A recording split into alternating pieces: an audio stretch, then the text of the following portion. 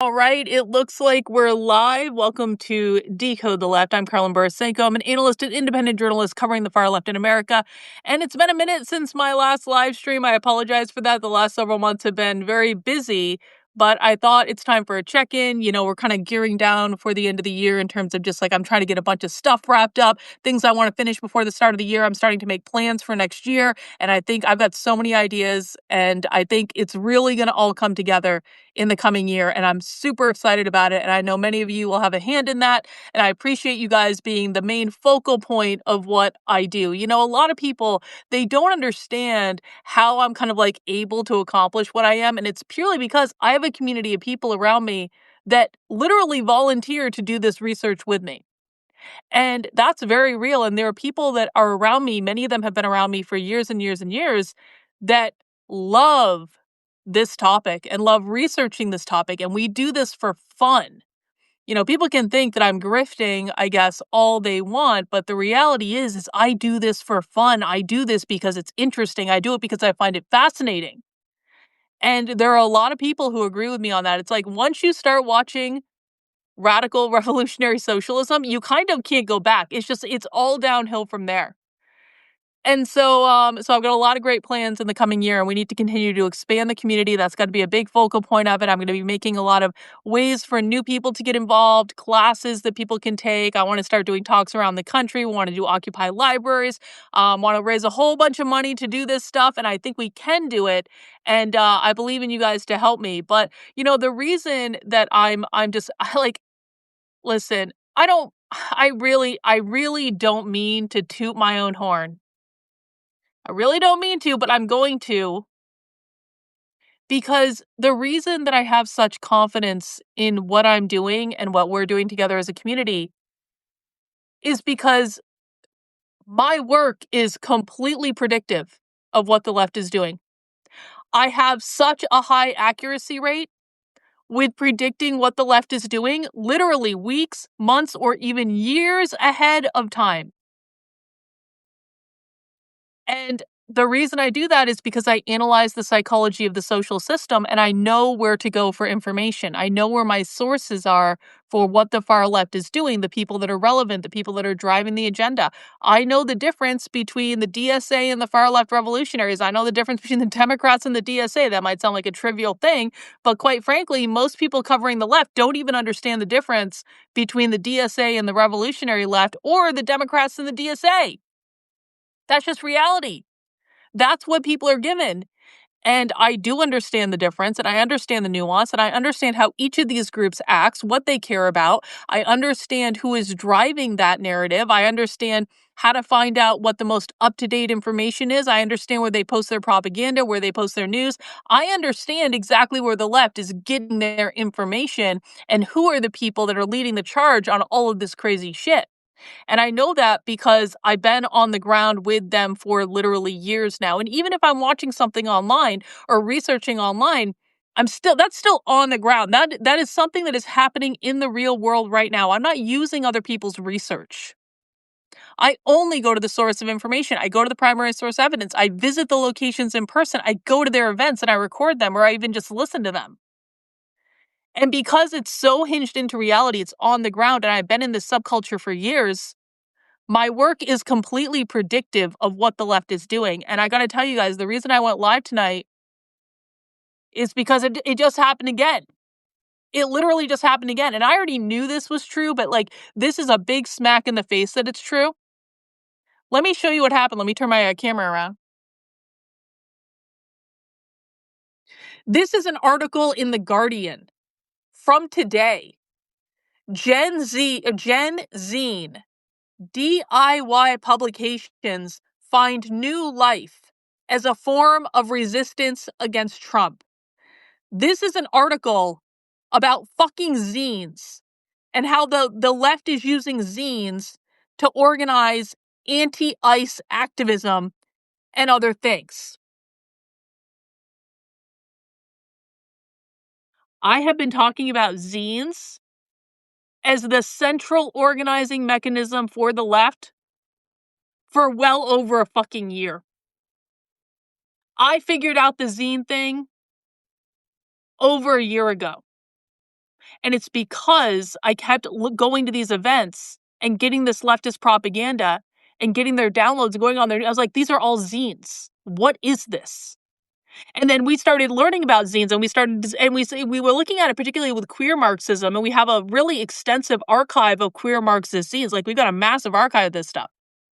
Because with that, like, the zines were how we were tracking the evolution of queer Marxism. Well, guess what? The zines are not just for queer Marxism. The zines are the strategy and organizing tool of the far left.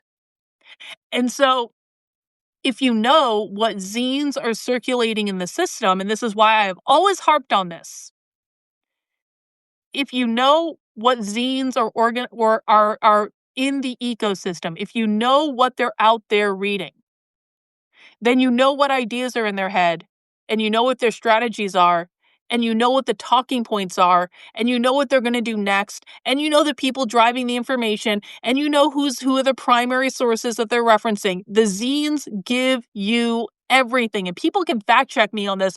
Go to my YouTube channel. We were watching workshops about zines like over a year ago.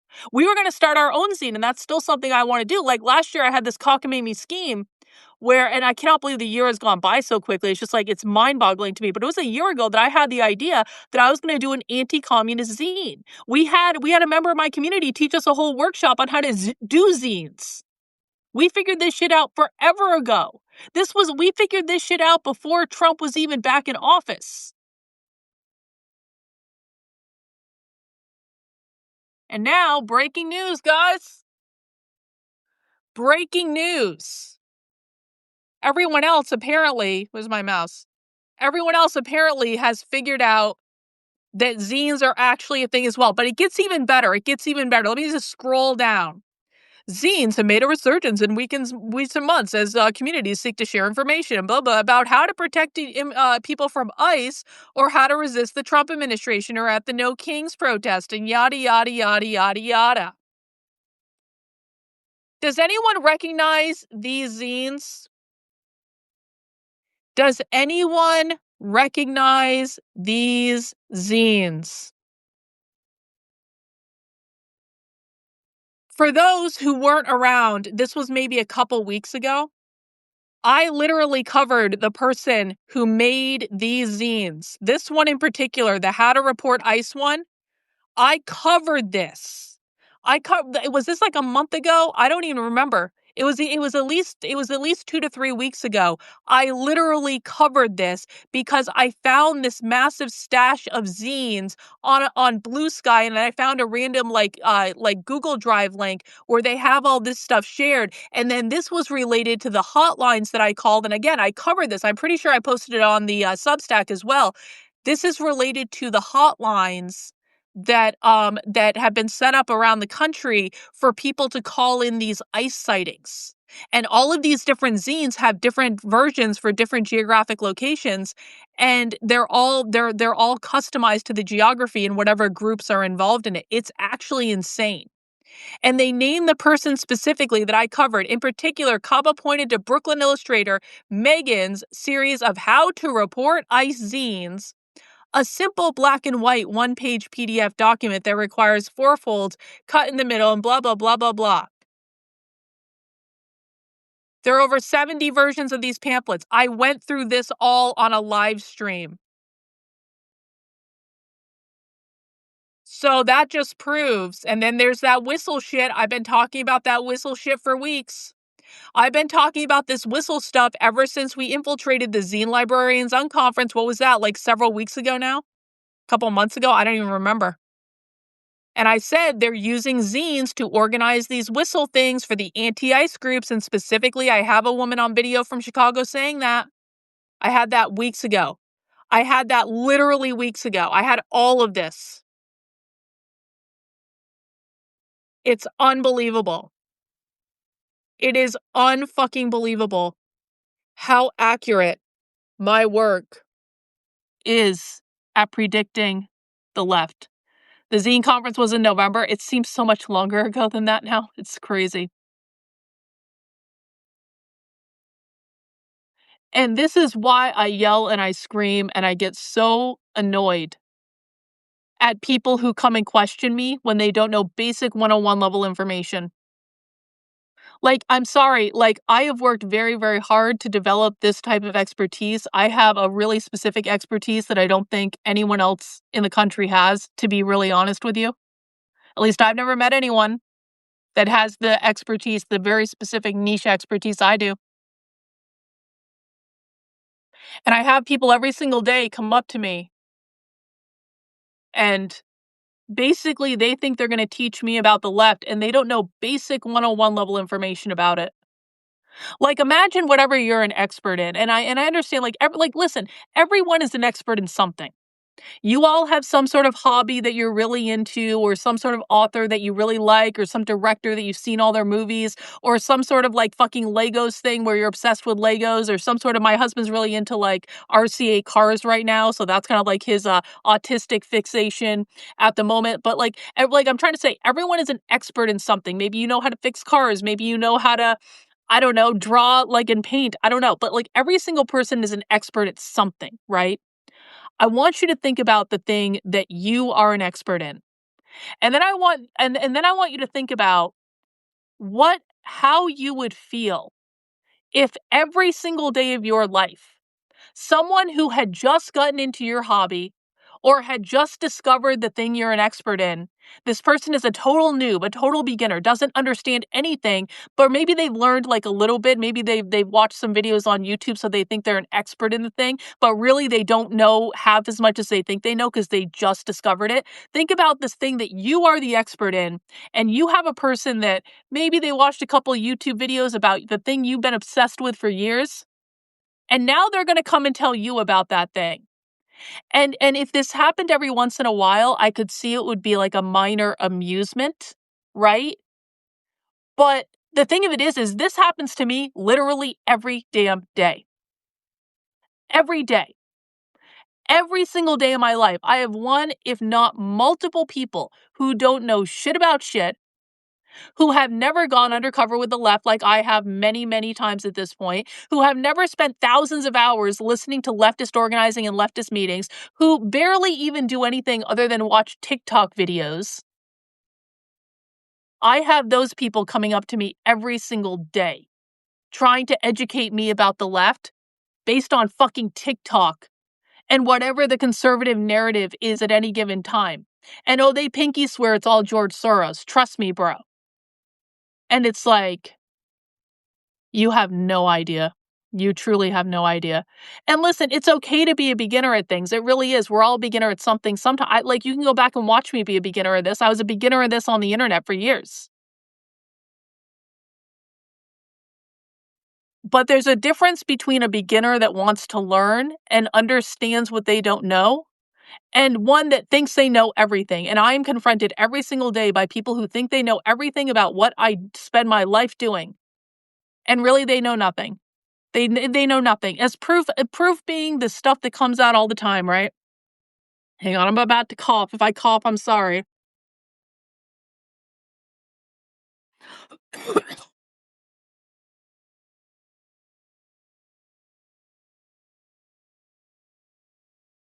Reagan says algebra is not calculus. Yeah, that's right. That's right. I'm doing fucking calculus, motherfuckers. I am doing calculus. You are doing algebra. Okay? Not a lot of the people that are watching right now, but I'm saying like the beginner types. You are doing algebra. It's not that you know nothing, but I started doing algebra in 7th fucking grade. Maybe even 6th grade. I don't remember. I was really advanced in math when I was a kid for some reason, even though I hate it. But they always had me in the whatever. I started learning algebra when I was 13 fucking years old. I am now doing advanced college, like, computational mathematics in my head on a live stream. I'm like at the PhD level of what I fucking do, and you are at the middle school level of what I do. It's not that you know nothing. It's not that you know completely nothing. But if you think you're coming into my fucking classroom and teaching me based on your algebra understanding of what is going on, you are out of your fucking mind. You are out of your fucking mind. There hasn't been a single other person talking about zines and the far left's use of zines except for people on the left. Obviously the left talks about it, but there is not a single other non-leftist out there that has been talking about zines and the influence of zines and how zines are used and all this stuff, thinking about making zines, going to zine conferences, like collecting zines, creating a massive fucking archive of zines. And now all of a sudden,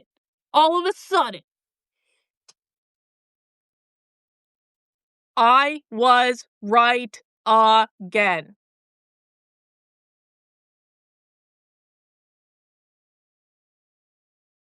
I am such a fucking Cassandra and I hate it. I hate it. I know I'm the Cassandra. I'm the Cassandra. I am the person that figured it all out, that got years ahead of everyone else, I'm screaming and saying, will you fucking retards please look over here? Will you please just shut the fuck up? I don't want to hear about your algebra. Shut up. Will you just look? And they just want to shield their narrative and they don't want to fucking listen. And then they want to come tell me about the left when it's just like, oh my God. We are so screwed, guys. We are so screwed if people don't start waking up and actually seeing what's going on. Reagan says being the tip of the spear is hard. Yeah. Real. It sucks. It sucks so bad. Because, when they finally catch up to you, weeks, months, or years later, when they finally catch up to you, excuse me, when they finally catch up to you, they never admit that you were right. You never get the contrition. You never get Carlin, I didn't understand why you were going on and on and on about that stuff a year ago, and I kind of dismissed it, and maybe I shit-talked you, and I called you crazy to my 90,000 fucking followers. Maybe I did all those things, but it turns out you were right and I was wrong, and, good call on that one. I never get those fucking moments. I never get those moments. The people who shit-talk me, the people who drag me, everyone who calls me fucking crazy, everyone who questions what I do and claims I don't have evidence, it's like, I never get an apology when I am absolutely proven right on basically every single thing that I said. Because these are not people of intellectual integrity. And it's just like, anyone who thinks that meritocracy exists on the right is an idiot. The right is like one of the most anti-meritocratic places I've ever seen. There are so many competent, capable, good, passionate people trying to actually make a difference on the right. There are so many of them. And the really, really good ones never get the attention they deserve. I'm not even talking about me. I'm talking about other people. Like, I'm thinking about like people like Gabrielle Clark, who has done more to fight the actual left in terms of both critical race theory and gender ideology than anyone else on the planet. She does not get her due at all. She gets absolutely no respect from those people. I look at someone like Honey Badger Mom, who just stood out there every single day in Portland when there was no reward, who was dressing up like Antifa, who was actually pretending to be them for months, covering what was going on in front of the Portland Ice facility. And listen, I have an appreciation for Katie Davis Court as well. I think Katie Davis Court does a great job. But Honey Badger Mom has been routinely overlooked and just like mistreated by people who should have been on her team. And some very famous people that I'm not going to name right now because I don't have permission to tell that story. But like, she has been mistreated by some very, very, very, very famous people that you've all heard of. There are so many good people that are actually really passionate and really into what they're doing that can never get ahead on the conservative right or with that whole sect, because it doesn't matter how smart you are. It doesn't matter how passionate you are. It doesn't matter how much you get right. It doesn't matter how many people you impact. None of that matters on the right. What matters is, who is your friend Are you a Zionist? And will you follow the approved talking points with no pushback or questioning? And oh, by the way, for women, you also have to be really thin and have really big boobs and be willing to show them off because that's what is expected. Or you have to dress up as like a conservative, like, like in the pantsuit and having your hair all did and big, just like they do in the South or whatever. Like if you're a woman, you also have to follow very specific standards of looks in order to be taken seriously. And it's just like meritocracy has nothing to fucking do with it. Has nothing to do with it at all. Has nothing to do with it at all. And because of that, the left will win and we will lose because the most passionate, the brightest, the most committed, the most fucking honest people that are doing stuff out like this. The ones that are not funded to shill a fucking narrative. It's so difficult. You guys don't understand. It is so, so, so, so, so difficult to get this information out. It is so fucking hard if you don't play their bullshit game. And that's why most people end up playing the bullshit game because they do care about something, but they're willing to make sacrifices for it. There are some sacrifices I'm willing to make. I think spending, 16 hours a day thinking about the far left is a pretty big fucking sacrifice. I think giving up any semblance I have of a normal life and destroying my own sanity. I think I've made sacrifices to do what I do, but there are some sacrifices that I'm not willing to make, and I'm not willing to fucking lie, and I'm not willing to hold back the truth, and I'm not willing to keep my mouth shut when someone is doing wrong. I'm not willing to keep my mouth shut when people are being misinformed and lied to by people that they trust. Reagan says on the left, they admire academics and real activists. It doesn't matter about looks or clout. That's exactly right. The left does not give one flying fuck about looks or clout for the people that they admire and the people that they follow. The left is honestly far more meritocratic than the right is in this regard specifically. The left is actually more meritocratic because of the system they have, the people with the best minds will rise up to the top. This is why they're so fucking dangerous and this is why they're so organized. Because of the system that the left has, the people with the best minds that are willing to work the hardest will rise up to the top. The ones willing to write all the time and produce a ton of content will rise up to the top. The ones that are willing to go on speaking tours around the country where they're on video so we can watch the talk later, they will rise up to the top simply because of the work they're doing, because of the volume of stuff that they're creating. So, unironically, the left is actually more meritocratic than the right. Now, the ideas that those people have that rise to the top are batshit insane, and they're going to destroy our entire way of life. But you know what? Listen, man, I'm almost I'm almost to the point where I'm like, okay, good game, leftists. Okay, good game. Now I have to figure out how to exist in your system. You won, we lost, whatever. I think you're wrong, but you're obviously gonna win, and so I have to show some respect somewhere to say that when they win, they will at least deserve to win. The right does not deserve to win, not with the way they behave and not with the way they treat people. They don't deserve to win.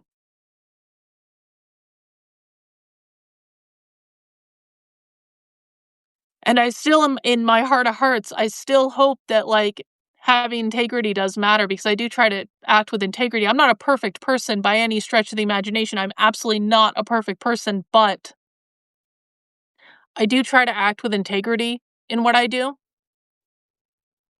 And that's not always easy.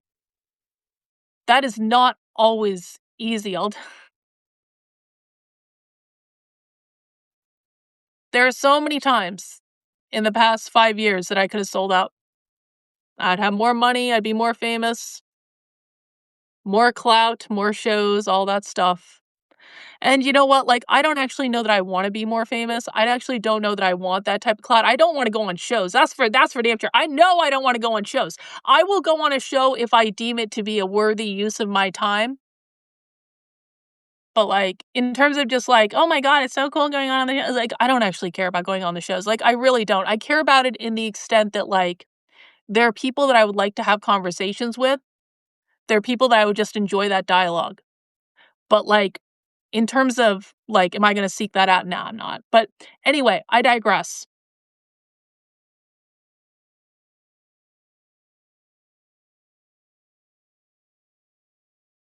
And now I don't even know where I was. I don't even know where I left off. Probably something complaining about the unfairness of the content creator ecosystem. But you know what? Like, I can only do what I can do. And I'm just like, obviously, what I do works. And obviously, what I do is extremely predictive.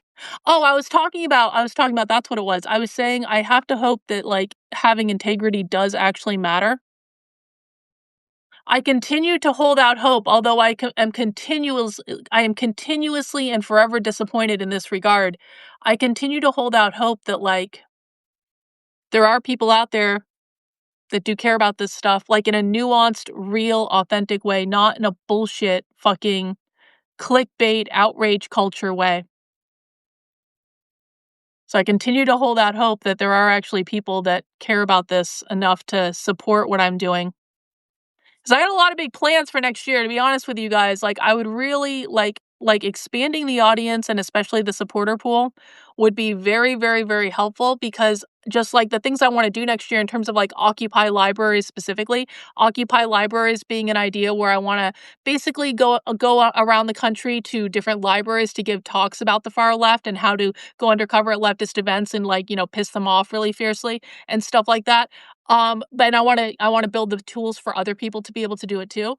Um, that's going to cost a lot of money.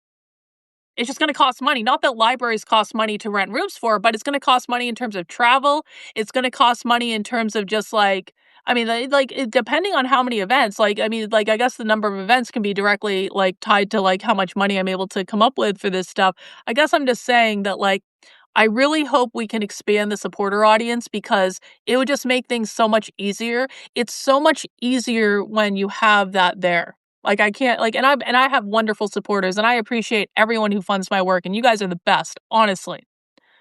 But it just makes it so much easier when the money is just there and you have it and you can use it and you don't have to worry about it. And you guys know I have no life other than this.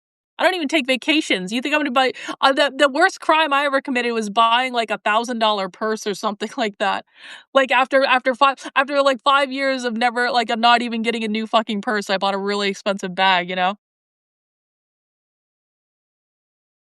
then the rest goes into travel and work for the far left stuff because I have no life. Anyway, I hope that having integrity and really hinging into reality, I hope it does pay off, and I think it will. I think that more and more people are seeing every single day, and we need to wake more people up, and we need people to see reality, because here's the thing, if we wake enough people up and we start making enough noise online, and Twitter is all these people care about. If we start making enough noise online, just like Nick Fuentes and the Groypers did, there will reach a point where they can't ignore us anymore. And if the only thing that we're ever doing is coming with receipts and coming with evidence, they cannot ignore that forever. They just can't. So I'm not suggesting I'm anywhere near Nick Fuentes level because obviously I'm not. Obviously I'm not, and that's fine. But I'm saying that I don't even think you really need to be at that level in order to cause problems for the narrative. I think that if we're out there and we get a group of people that are committed to being out there and committed to sharing this stuff and committed to showing people, people are starting to see. I saw a huge increase in the number of people who are seeing. I would love to have a conference. Mary says in the chat, we need to have a conference. I would fucking love to have a conference. The question I have in my mind is who would even speak at that? Who would speak at it? I mean, I don't know. I would love to have a conference though. I would love to have a conference of people I trust presenting on the far left and talking about whatever they're really like into with it. I would love to do that. That'd be rad. Well, I don't know if Reagan wants to present. I don't know if Gabs wants to present is the thing. It's like, who wants to? Reagan doesn't even come on camera on a Zoom call. Could Reagan do it? Yeah, absolutely. Does Reagan want to do that? I don't know. And I wouldn't blame her if she didn't, honestly. So no pressure, Reagan. My God. Anyway, but there are ways to do this, and we'll figure it out. Listen, my stuff on this has just been expanding year after year after year. Can we get you into someone else's conference as a speaker? Well, who? I'm not. Guys, breaking news. I will never speak at a Turning Point event. That's not going to happen. That's not going to happen. Not because I would necessarily be opposed to it. I don't have anything personal against Turning Point, but they would never have me there. They would. I don't fit their image at all. I'm not thin. I'm not blonde. I don't wear push-up bras. I'm not gonna put on a fucking sparkle outfit. Like, I'm not stupid. Like, I'm not gonna go up and praise Jesus because I'm not a Christian. So, could you? I don't know. No, there's no strategic merge with Nick. Nick doesn't want to merge with me. Come on, Nick doesn't need me and my shenanigans. He doesn't. So, at all. Yeah, I don't kiss the ring of Israel. That's right. I don't. Yep. That's another problem, isn't it? But Nick broke through, and I think Nick has a lot more baggage than I have, honestly. So if Nick can break through, I think anyone can. And so hopefully we just make that happen. And if we get big enough and we get loud enough, they're not going to be able to ignore it anymore, and they're going to have to start confronting it. I mean, I've already been annoying to a great many people, and I have no problem. Like, I really have no fucking problem calling out anyone that I believe is misinforming the public about the left. And I will always try to talk to those people privately, or I'll always try to gently nudge people in that direction. Just like with Andy No. I tried to talk to Andy No privately for months, repeatedly, many times, before I started calling his ass out publicly. And it wouldn't have taken much for Andy to shut me up, by the way. It really would not have taken much. But Andy didn't want to play. Andy kept lying to the public. Andy kept misinforming millions and millions of people. At that point, I will say, no, motherfucker, you are wrong and you need to stop lying to people. And here's the evidence that you're lying to people. You don't even know what Turtle Island means. And you're going on a show to talk about a group called the Turtle Island Liberation Front. I've got a clip of that coming if you haven't seen it yet. Anyway, I'm going to stop ranting now. Thank you guys for listening and hanging out. If you're a supporter of my work, I really appreciate you supporting it. If you're not a supporter, I hope you'll consider becoming one today. Sign up on the Substack, $8 a month, $80 a year. I really do mean it when I say I cannot do this without you guys. I really appreciate the support. You guys provide me with the time to be able to dedicate to doing this, to be able to spending all my time researching the far left. I've got a ton of stuff that's going to be coming out before the end of the year. And just like, I think, just moving forward, the more resources we have, I mean, listen, guys, to be brass tacks about it, I invest pretty much almost everything that I make. Beyond being able to pay my mortgage and being able to buy food and beer and all that stuff, which you guys know that basically you guys are paying my salary. So that's just part of it, right? I have to do basic life things, and you guys allow me the flexibility to do basic life things, right? But beyond that, pretty much everything I make is reinvested back into what I do. Either in terms of like getting stuff to be able to do content better, or, going on trips to go undercover, to collect stuff, or to go buy historical documents as I've been doing lately, or to be able to like have membership and access fees to things, or to be able to pay dues for multiple Democratic Socialists of America so I can get into all their events, or things like that. Buying leftist materials, getting access to them, like almost every single thing that I make is invested back into this. And occasionally I'll buy myself a really nice purse. And I know you guys will forgive me because I don't even take vacations or anything. And so whatever.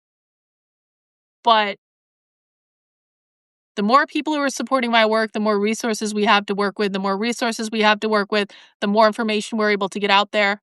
And I really want to do a lot of in-person stuff next year. That's very important. Lots of in-person or like virtual stuff where like we're going into places virtually. I want to be able to do a lot of that stuff. In-person stuff particular costs money. So it is what it is. But I will do my best and I'll keep showing up for you guys. If you guys show up for me, I really do appreciate everyone who supports my work. Welcome to people who might be new. I will be live at 5 p.m. Eastern Time tomorrow, and we'll talk more then. So until then, take care, guys. We'll see you soon.